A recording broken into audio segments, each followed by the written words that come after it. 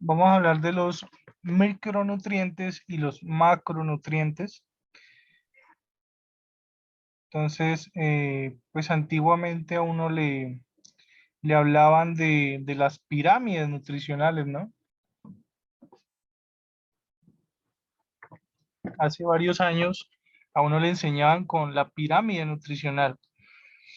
Hoy en día eso ya no se usa, hoy en día no se recomienda hablar de pirámides nutricionales, ¿sí? A uno le decían que, por ejemplo, que lo más importantes eran los carbohidratos, luego las proteínas, por último las grasas y los micronutrientes, las aguas y sales minerales y las vitaminas. Entonces vamos a ver que los macronutrientes, perdón, son como los nutrientes que nos dan gran parte de nuestra energía y pues se necesitan en grandes cantidades. Fuera de eso, ellos están compuestos por moléculas muy complejas que nosotros no podríamos absorber. Entonces, eh, vamos esto acá. Entonces vamos a ver que los carbohidratos, las proteínas y las grasas son como esos tres principales grupos de alimentos que nosotros tenemos que comer. Y se diferencian de los micronutrientes ya que estos son necesarios para producir energía. ¿Qué quiere decir esto? Que con los micronutrientes nosotros no podemos producir energía. ¿Qué es esa famosa energía? Pues es el ATP que se genera en las células. Para producir ATP, las células necesitan dos cosas, oxígeno y glucosa, ¿ya? Fuera de eso, ellos también aportan algo que nosotros hemos denominado como calorías, ¿ya? Entonces dicen, no comas tal cosa porque te aporta tantas calorías, ¿sí? Entonces, los macronutrientes producen calorías, los micronutrientes no, porque no sirven para producir energía, sirven para otras cosas. Entonces dice acá, los macronutrientes proporcionan la energía y los materiales de construcción para las innumerables sustancias que son esenciales para el crecimiento y la supervivencia de los organismos vivos. Se llaman nutrientes esenciales y son incapaces de ser sintetizados internamente y por ello el organismo debe adquirirlos a partir del medio ambiente que le rodea. En otras palabras, nosotros no hacemos fotosíntesis. Así de sencillo. Nosotros no podemos producir energía por nosotros mismos. Necesitamos de alguna otra fuente externa, ¿ya? Los nutrientes no esenciales pueden tener aún un impacto significativo sobre la salud, sea beneficioso o sea tóxico. Por ejemplo, la mayoría de la fibra dietética no es absorbida por el tracto digestivo humano, pero sí es importante para la digestión y la absorción de otras sustancias, ¿ya? Por eso se habla de que coma fibra. Claro, es que la fibra no aporta energía, no nos aporta calorías, pero nos ayuda a que se mantenga en movimiento el bolo alimenticio en los intestinos. Entonces, a pesar de que la fibra no nos produce ningún efecto eh, energético, calórico, aún así se considera que la fibra es beneficiosa para nosotros. Entonces tenemos acá, por ejemplo, a los carbohidratos o hidratos de carbono, que son como el grupo alimenticio más grande e importante para nosotros. Entonces nos dice la concentración de glúcidos en una persona varían desde 8.3 a 14.5 gramos por cada kilogramo de peso corporal. Se propone que el 55 al 60% de la energía diaria que necesita el cuerpo humano debe provenir de los carbohidratos. Sus funciones, su principal función es que se va a convertir en glucosa. La mayoría de los carbohidratos se convierten en glucosa. Entonces, constituyen la fuente de mayor energía del cuerpo humano. Cada gramo produce 4 kilocalorías sin importar la fuente. La glucosa es indispensable para el metabolismo normal de las grasas. Bueno, a ver, hay dos tipos de carbohidratos, ¿no? Se habla de carbohidratos simples y carbohidratos complejos. Pues, aquí esta presentación no lo menciona, pero bueno. Miremos acá, fuentes de los carbohidratos, alimentos ricos en almidón como las pastas, las papas, que en algunos países les dicen patatas, la fibra, los cereales, las legumbres. Y por eso uno dice que las harinas, que las famosas harinas, porque es que las harinas de panadería generalmente están hechas de trigo, harina de trigo, y el trigo ¿qué es? Sí, un cereal. El arroz que comemos a diario es un cereal. El pan de bono, el pancito, la arepita que comemos a diario, ¿qué es? Está hecho de harina de trigo, entonces cereal. Ah, no, pues que yo como arepa asada, arepa de maíz. Pues el maíz es un cereal. Entonces miren que muchas cosas que nosotros comemos a diario tienen carbohidratos. Entonces uno le dice al diabético, deje de comer carbohidratos, cámbielos por otra cosa, verduras, frutas. Y entonces el diabético va y se hace sus famosas sopas, sus sancochitos, ¿cierto? Y resulta que el sancocho tiene mucho carbohidrato. ¿Por qué? ¿Qué le echan al sancocho? Papa, yuca, arracacha. ¿Y qué tiene la papa, la yuca y la arracacha? ¿Sí? Almidón. Y el almidón es un carbohidrato. Entonces, por eso es que yo les decía que es tan difícil controlarle la diabetes a- al colombiano promedio, porque es que casi todo lo que nosotros comemos es carbohidrato. Entonces nos dice, los glúcidos ayudan a la desmaterialización del azúcar en la sangre y gracias a ellos conseguimos que no baje el porcentaje medio, no sé qué dice ahí abajo, porcentaje medio de insulina en la sangre.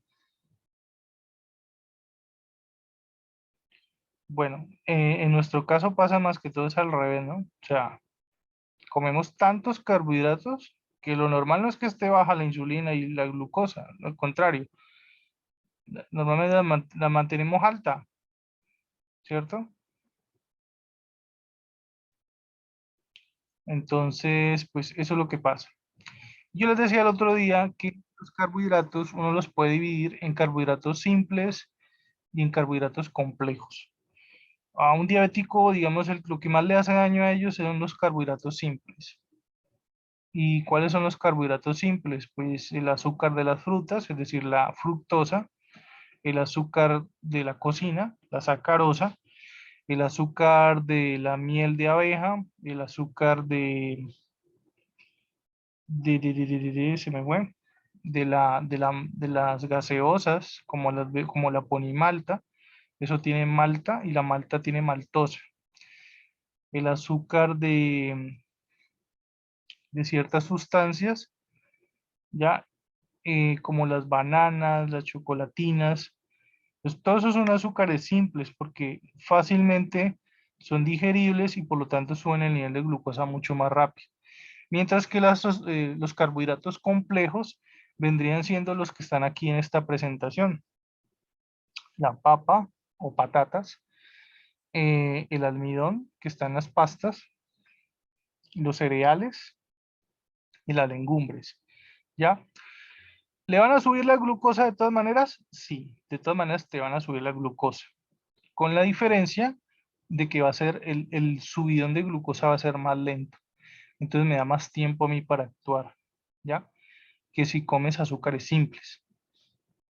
Ya, esa es la diferencia entre un carbohidrato simple y un carbohidrato complejo. ¿Ambos me van a subir la glucosa? Sí, pero el uno te la va a subir muy rápido, ¿ya?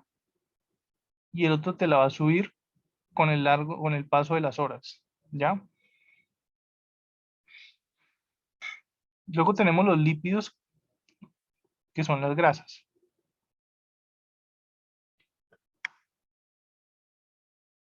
Entonces miremos que dice que son moléculas de glicerol unidas a tres ácidos grasos. Son un grupo heterogéneo de compuestos que incluyen grasas y aceites ordinarios que no se combinan con el agua. Por eso el famoso dicho de que agua y aceite no se combinan.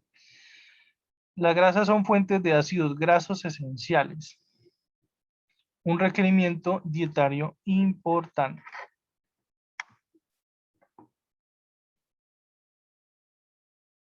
A ver, que no me deja pasar de presentación. Funciones. Uno diría, ay, pero yo puedo dejar de comer grasas. La respuesta es no. Siempre vamos a necesitar comer grasas porque tienen papeles importantes. Vamos a ver. Dice, sirven para mantener la piel y el cabello saludable, aislamiento de los órganos corporales contra el shock, mantenimiento de la temperatura corporal, promoviendo la función celular saludable. Claro, cuando hay mucho frío, ellos nos ayudan a mantener el calor del cuerpo en ambientes muy fríos. Las grasas también sirven como un buffer muy útil hacia una gran cantidad de enfermedades, para que se vea bien ahí. Fuentes de los lípidos, no, es un mundo. Casi todo lo que es carne, casi todo lo que es carne tiene grasa. Es decir, el huevo, el pescado, la carne de res, de pollo, todas las carnes tienen alguna fuente de grasa, algunas más que otras, obviamente.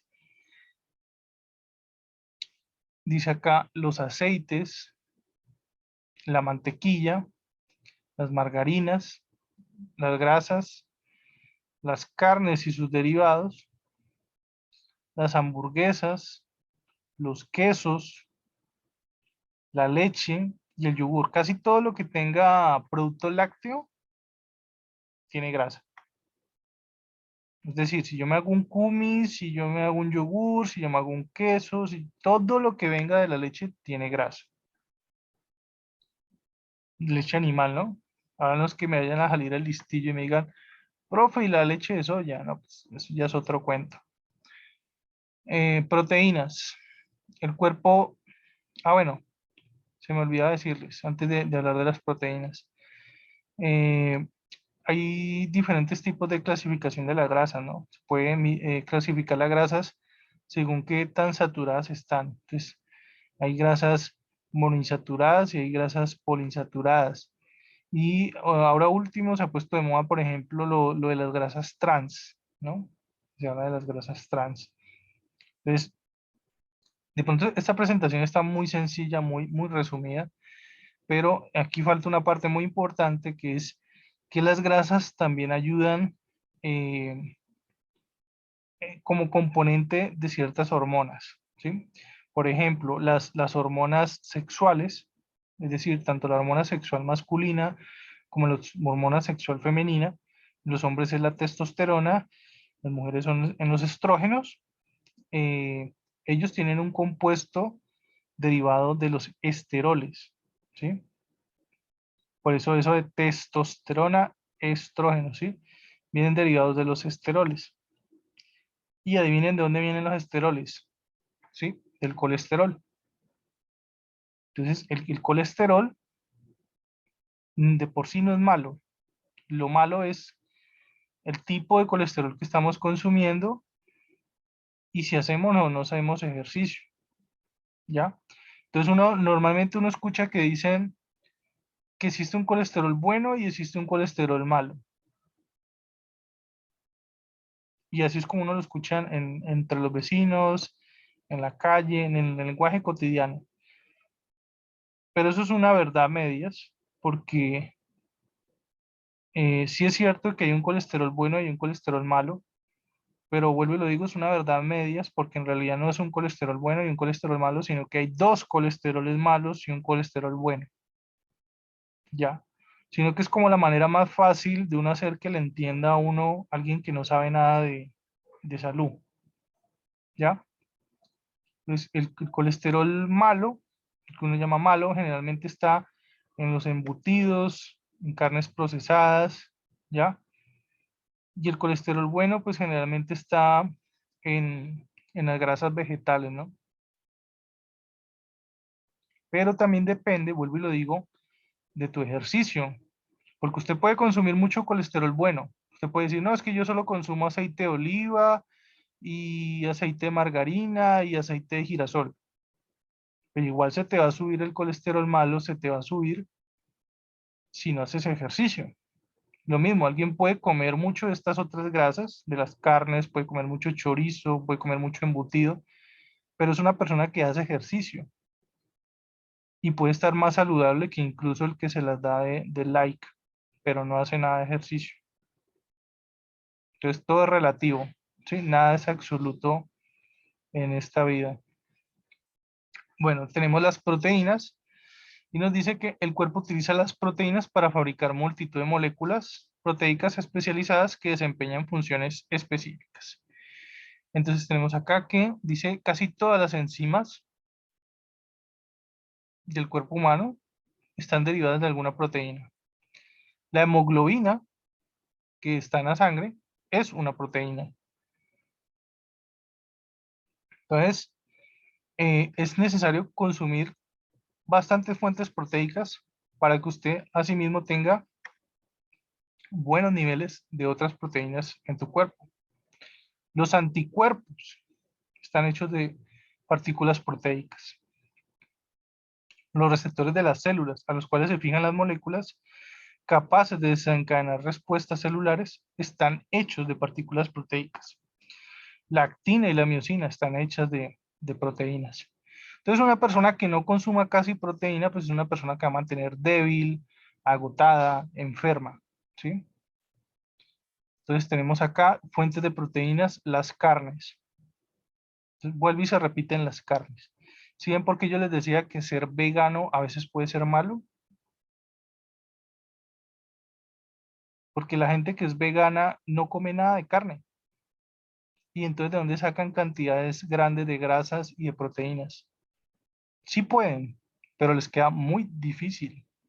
Por eso es que ser vegano no es para cualquiera. No cualquiera puede darse el lujo de ser vegano. Hay gente que incluso se mete en el mundo de los veganos y al cabo de unos años les toca salirse y volver a comer carne porque desarrollaron una enfermedad durante ese tiempo que no comieron carne. Entonces, hay personas que nunca les pasa nada, que nunca desarrollan esa enfermedad, pero hay otras personas que sí desarrollan enfermedades por algún problema en alguno de sus genes y los obliga a volver a comer carne. Entonces, vuelvo y lo digo, o sea, ser vegano no es solo una decisión, como a uno le dicen y le meten el chip en la cabeza, no, es que es tu decisión y es fuerza de voluntad y tienes que meterle ganas. No, no solo a veces falta, no solo es con ganas.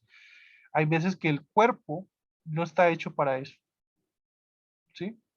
Es muy respetable, el que quiera ser vegetariano es muy respetable, es una decisión muy respetable, pero siempre y cuando tú sepas cómo compensar esas otras moléculas que no le estás metiendo al cuerpo. Entonces, por ejemplo, un vegetariano puede comer huevo, puede tomar leche, cosa que un vegano no hace. Esa es la diferencia entre un vegetariano y un vegano. El vegetariano no come carne y lo hace más como por decisión personal o porque no le gusta el maltrato animal, es bueno, etcétera, etcétera, pero no come carne, pero sí come huevos y sí bebe leche, ¿ya? El vegano no. El vegano ni come huevo ni bebe leche. Y entonces, ¿de dónde saca o de dónde compensa lo que no está consumiendo a través del huevo y la leche? Entonces, le queda muy difícil, a un vegano le queda muy difícil, eh, digamos, estar nutricionalmente estables. Los frutos secos. ¿Cuáles son los frutos secos? El maní, la almendra, eh, a ver, me acuerdo, ¿cuál más? Frutos secos, maní, almendra, las pasas, creo. ¿Qué más? Las ciruelas. ¿Qué más es un fruto seco? Se me fue. Bueno, esos son frutos secos, ¿no? O sea, son como frutos, pero tirando a semilla, ¿ya? Por eso el maní y las almendras entran ahí, en esa categoría. Ellos tienen alto nivel de proteína. La persona que coma mucho maní tiene buen nivel de proteína. Y esa sería una forma de compensar la falta de no comer carne. La gente que no come carne come mucho fruto seco, muchas legumbres, verduras y hortalizas, dice acá, derivados de los cereales, lácteos, por eso es tan importante beber leche. Si no comes carne, por lo menos beber leche. Los mariscos y los crustáceos. Y luego ya tenemos lo que son los micronutrientes. Ya vimos cuáles eran los macro. Los macro eran esos tres grupos: grasas, proteínas y carbohidratos. Y ya acá en los micronutrientes tenemos dos grupos. Tenemos lo que son las vitaminas y los minerales. Entonces miremos acá, son sustancias que el organismo de los seres vivos necesitan en dosis pequeñas. Por eso de micro. Son indispensables para los diferentes procesos bioquímicos y metabólicos del cuerpo. Entonces, ¿cuáles son esos micronutrientes? Pues acá tenemos el calcio, el magnesio, el fósforo, el sodio, potasio, hierro, zinc, yodo, flúor, vitamina A, vitamina B, vitamina C, vitamina D, vitamina E, vitamina K, ¿sí? Esos serían los micronutrientes. Entonces, miremos, el calcio, dice, su principal función es la formación y el mantenimiento de los huesos y los dientes, y es esencial en la agregación plaquetaria y la función nerviosa. ¿En qué fuentes está? Está en la leche y productos lácteos, legumbres, guisantes y el pan.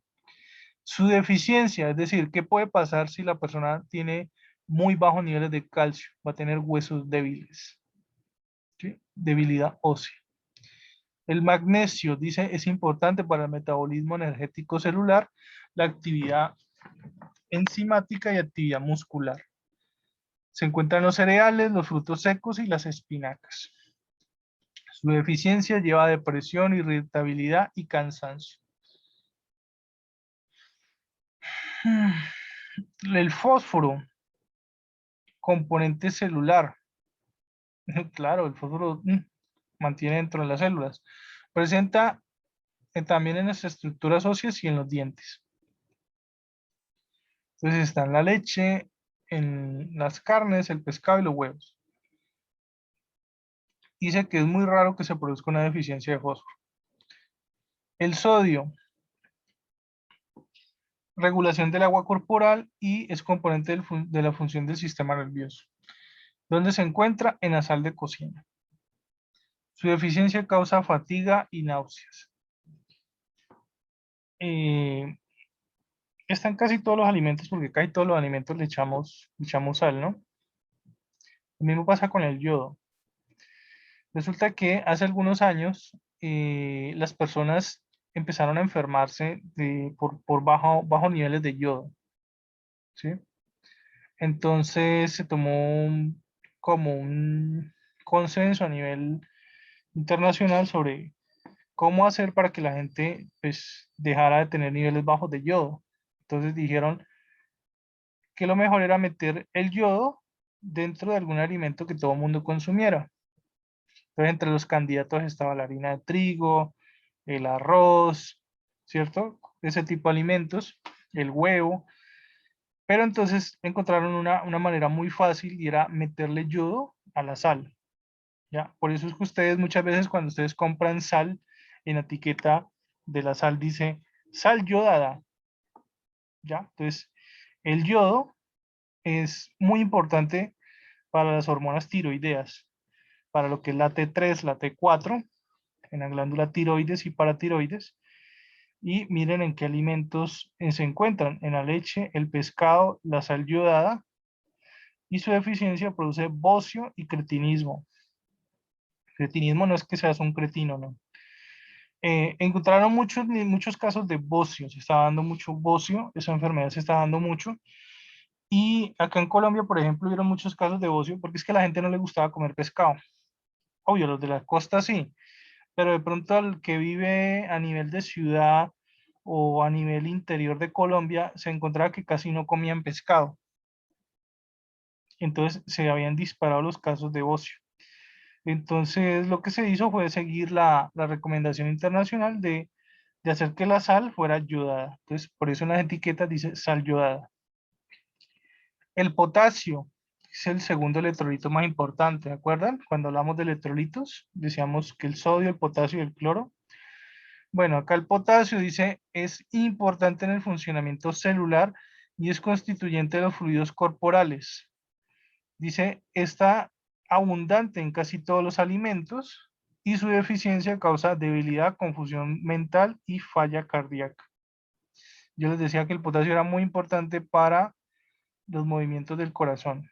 Entonces, un nivel bajo de potasio puede darte una arritmia cardíaca. Lo mismo si se aumenta demasiado. Tiene un mínimo y un máximo. Yo les decía que era de 3.5 a 5 mil equivalentes litro. El exceso de potasio se llama hipercalemia y la deficiencia se llama hipocalemia. El hierro, importante en la formación de hemoglobina. Entonces ya se imaginarán qué causa su deficiencia. Pues claro, anemia. Si es un componente súper importante en la hemoglobina, pues si está bajo el hierro, ¿qué le va a pasar a la hemoglobina? Pues no se va a producir, ¿cierto? Va a estar baja. Entonces, cuando hay un nivel muy bajo de hierro, se dice que el paciente tiene anemia ferropénica, que es una anemia producida por bajos niveles de hierro. ¿Dónde encontramos el hierro? Carnes rojas, cereales enriquecidos y pan. Entonces, no se les haga raro que una persona que sea muy vegana le pueda dar anemia ferropénica. ¿Ya? El zinc, bueno, que acá está como mal escrito, es con Z. El zinc, dice acá, sirve para el crecimiento, para la maduración sexual y está presente en muchas enzimas. Su deficiencia causa retraso del crecimiento y de la pubertad. Entonces, cuando los niños estén muy pequeños, hay que darles bastante zinc si usted quiere que ese niño crezca grandote. Porque si no, entonces va a haber un retraso en el crecimiento y va a ser ese niño que crece a su, digamos, a su estatura final, pero ya muy adelante, ¿sí? Es ese que usted ve a los 16, 15, 16 años y uno todavía lo ve enanito. Y uno dice, ay, ¿será que este niño se va a quedar así chiquito o va a crecer más? Y puede que sí, va a crecer más, pero entonces se ve retrasado. Entonces ese niño que termina de crecer como a los 18, a los 19, no se da el estirón sino hasta lo último de la pubertad. Es por eso, porque cuando estaba más joven tenía bajos niveles de zinc. Eh, ¿Dónde se encuentra? Dice en la leche, los derivados, el carne, el pescado y los huevos. Entonces miren que se ha repetido bastante la leche. Y yo soy uno de esos que yo no soy capaz de tomar leche. A mí me cuesta trabajo tomar leche. Entonces miren, vea, acá estaba la leche, acá abajo estaba la leche, acá está la leche, acá está la leche. Entonces, miren que la leche es muy importante. La carne también, aunque no tanto. Lo mismo los cereales. Los cereales también se han repetido varias veces. Y por eso es que es tan importante tener una dieta equilibrada, ¿no? No, pero es que a mí no me gusta la leche. Bueno, pues entonces buscar una opción que cubra las necesidades que cubre la leche. El flúor, dice, aumenta la resistencia de los dientes, se encuentra en el pescado y en las aguas fluoradas. Su deficiencia causa caída de los dientes. Eh, el selenio, antioxidante celular. Iba a hacer un comentario con el pescado, pero mejor me lo reservo para mí mismo. El selenio dice que es antioxidante celular. Se encuentra en los cereales, la carne, el pescado, el queso, los huevos. Y su deficiencia puede causar enfermedad del corazón. Estrategias para evitar la deficiencia de los micronutrientes. Entonces dice, tenga una dieta variada, diversifique la dieta. Fortificación de los alimentos, pues ya lo dijimos, por ejemplo, aquí en Colombia creo que el único alimento que está fortificado es la sal, con el yodo. Está fortificada la sal con yodo. Han querido fortificar el arroz, pero este es un país muy corrupto y hacer obligar a los arroceros a que fortifiquen el arroz pues está como complicado. Suplementación con vitaminas y minerales. Claro, si tú tienes niveles bajos de vitaminas y minerales, pues te va a tocar tomar suplementos. Y esos hay un mundo, ¿sí? Creo que el más conocido es el Centrum, ¿no? Pero eso hay de todas las formas, tamaños, colores. Suplementos vitamínicos, o sea, es decir, tomar vitaminas en tabletas, en cápsulas. Medidas mundiales para velar por la salud pública y otras medidas de control de enfermedades. La importancia, dice, la deficiencia de micronutrientes afecta en primera instancia procesos bioquímicos y metabólicos antes de realizar signos físicos aparentes de desnutrición, como si lo hace la desnutrición proteico-calórica. ¿Qué significa esto? Alguien que me traduzca esto. ¿Cómo lo traduzco? Quiere decir que cuando una persona tiene deficiencia de vitaminas o minerales, no se ven signos físicos, sino cuando ya la cosa está muy grave, ¿sí? Porque no hay como un signo aparente de nutrición. O sea, aparentemente la persona se ve bien. Tú la ves y la ves bien, ¿ya? Físicamente se ve bien. Entonces, no se ven esos signos, sino cuando ya está muy avanzado. Entonces uno ve a la persona débil, cansada, ¿cierto? Como si estuviera enferma, pero uno no da con el chiste. Entonces, por eso es más difícil de detectarla. A diferencia como si lo hace la desnutrición proteico-calórica. ¿Cuál es la desnutrición proteico-calórica? Pues esa persona que está desnutrida porque tiene malos niveles de alimentación en los macronutrientes, es decir, en las grasas, carbohidratos y proteínas. En esa sí se ve más. Un niño que tenga deficiencia, por ejemplo, de proteínas, se observan ciertos signos. Un niño que tenga deficiencia en las grasas también se observa más fácil, ¿ya? Incluso en los adultos también. Cosa que en una persona por vitaminas y minerales casi no se observa. Entonces, por eso es que se le dice el hambre oculta. Cuando la deficiencia de yodo, hierro, vitamina A se encuentran en estado avanzado, puede afectar el desarrollo intelectual, la visión y el sistema inmunológico, la inmunidad, y aún constituir un riesgo aumentado de mortalidad infantil. Y eso que no hablamos de las vitaminas, solo hablamos de minerales. Faltó hablar de las vitaminas. ¿Qué pasa cuando la vitamina A está baja, cuando la vitamina B está baja, ¿cierto? Bueno, entonces vamos a hacer otra pausa, porque ya nos queda un minuto. Tiempo restante, 1 minuto con 50, dice ahí. Entonces vamos a hacer otra pausa y cuando volvamos terminamos este tema. Me interesa más que todo esta parte de las mujeres embarazadas. Bueno, entonces nos vemos ahora.